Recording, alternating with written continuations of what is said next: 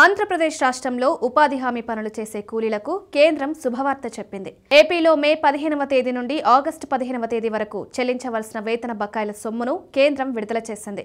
మొత్తం 1668 కోట్ల రూపాయలను కేంద్ర ఉపాధి హామీ కూలీల కోసం విడుదల చేసింది.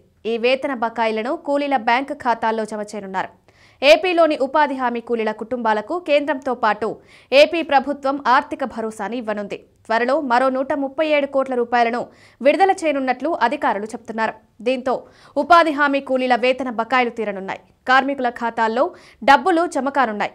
ఇది ఉపాధి హామీ పథకంలో పనిచేస్తున్న వారికి నిజంగానే శుభవార్త అని చెప్పాలి. ఇదిలా ఉంటే ఆంధ్రప్రదేశ్ ప్రభుత్వం జాతీయ గ్రామీణ ఉపాధి హామీ పథకంపైన ప్రత్యేకమైన దృష్టి సారిస్తోంది.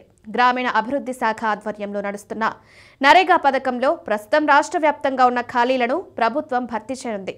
AP deputy CM Pawan Kalyan ఆధ్వర్యంలో ఉన్న ఈ శాఖలో ముఖ్యంగా నిరుపేద ఉపాధి హామీ కూలీలకు సంబంధించి వారికి జీవన ఉపాధి కల్పించడానికి తగు చర్యలు తీసుకుంటున్నారు.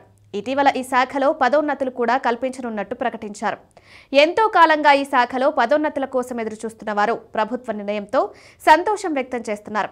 ఇక ఇప్పటికే ఉపాధి హామీ శ్రామికులకు పరిహారం పెంచిన ఏపీ ప్రభుత్వం ఉపాధి హామీ పథకంలో పనిచేస్తున్న శ్రామికులు పని ప్రదేశాలలో చనిపోతే వారికి చెల్లించే ఎక్స్గ్రేషియా కూడా పెంచింది.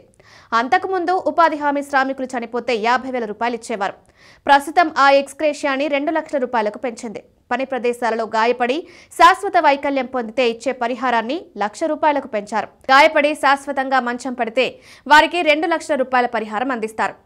6 ఏళ్లలోపు పిల్లలు గాయపడి వికలాంగులైతే పరిహారం 1,00,000 రూపాయలకు పెంచుతూ నిర్ణయించింది ప్రభుత్వం. మొత్తంగా ఉపాధి హామీ కూలీల సంక్షేమం, వారి వేతనాల చెల్లింపుపైన ప్రత్యేకమైన దృష్టి పెడుతున్న ఏపీ ప్రభుత్వం కేంద్ర సహకారంతో వారికి తీపి కబురు చెప్పింది.